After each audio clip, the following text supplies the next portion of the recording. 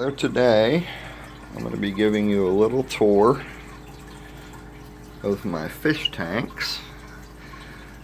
This one is a Fluval 28 gallon, I believe.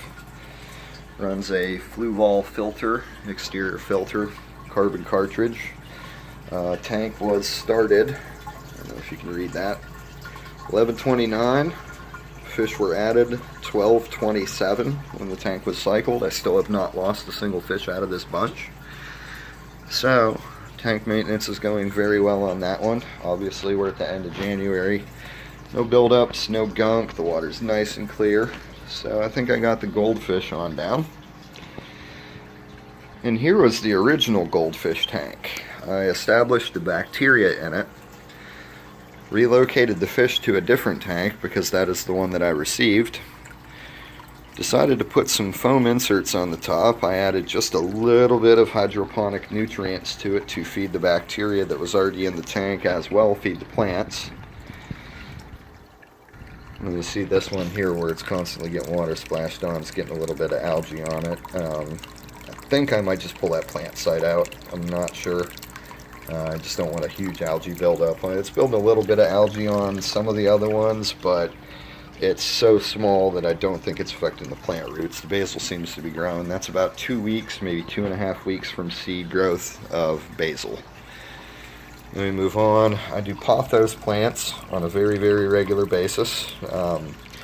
My vining pothos creates roughly 50 babies every or 50 cuttings every 3 months. I just toss them in the fish tank and root them. Then they get put in soil, or I keep them in hydroponics. And we're going back to the 55 gallon tank here, or 50 gallon tank. Just added these goldfish. They came from a 300 gallon aquaponics tank.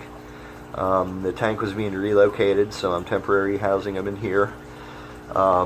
Those were used to establish the tank bacteria.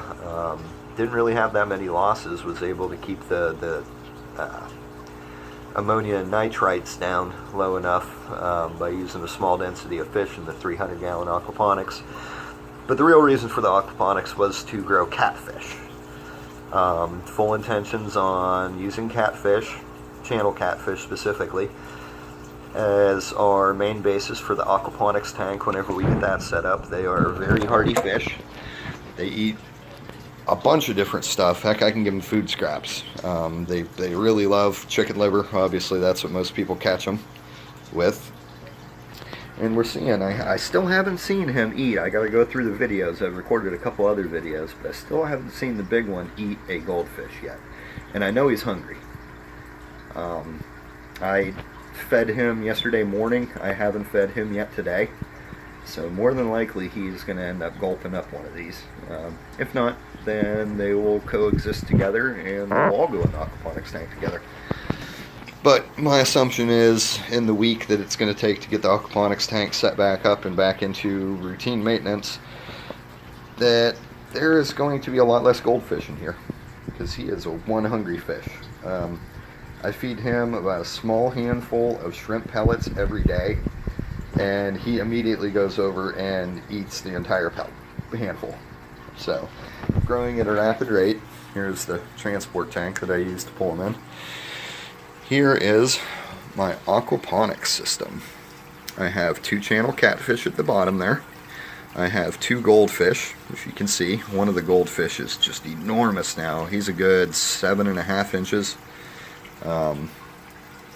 Really, really big. I got some asparagus crowns that I managed to just set right on top of the water. I attached them to my airline, and they grew some really vigorous roots. And if you can tell, I added some microharais, and it is growing some really, really nice side roots off of there. And I believe the mycos have actually attached to the roots, as in creating the beneficial fungi now to stop any kind of bad bacteria and also absorb more nutrients than the standard root system. And then you take a look at the asparagus, which they've fallen over. This was just an odd experiment. They're ferning rather nice. I was thinking about maybe cutting these off here because I think I have another shoot coming on. But I have always heard that if you leave the ferns grow, the better the plant base is going to get on them.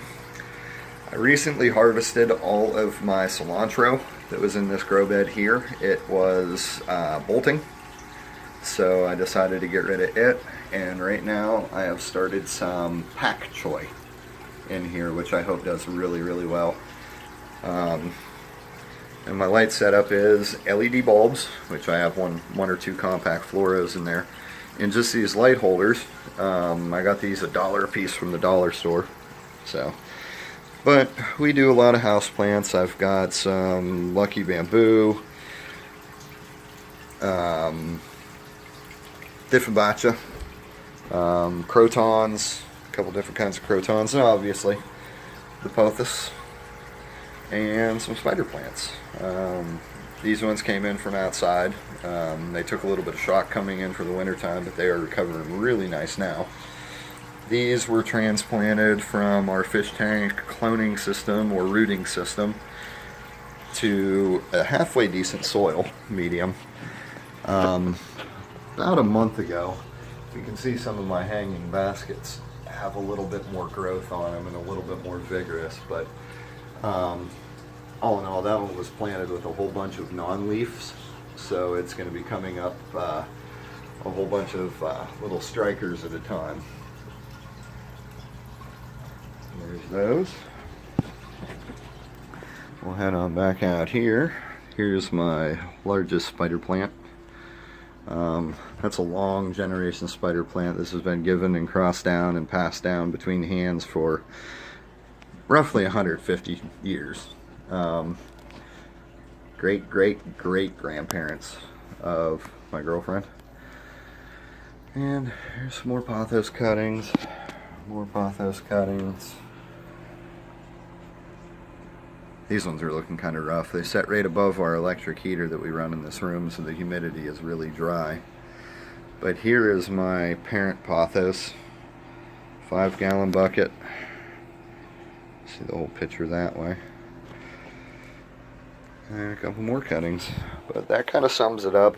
I'll get some videos on a new house plant. I haven't even really looked this over. Just washed it down to bring no pests on the inside. And I think we got it from Lowe's for like $1 or something, or $3 or something. So, but this is the main focus right now. The 300-gallon aquaponics will be an update whenever these fish go into it. It's just going to be a tank. There's no grow beds attached to it yet. We are just getting started on this one. The tank was ending its cycle in December. Middle of December was the 1-month cycle period on the tank, so the bacteria is there. We just need to get it relocated to its final destination, or close to its final destination, and then we can refill it and get these fish back into it. So for the time being, this is their housing. This is my crazy dog Buster. Buster, can you say hi to everyone? Say hi to the camera. Alright, YouTube, well, I will talk to y'all later.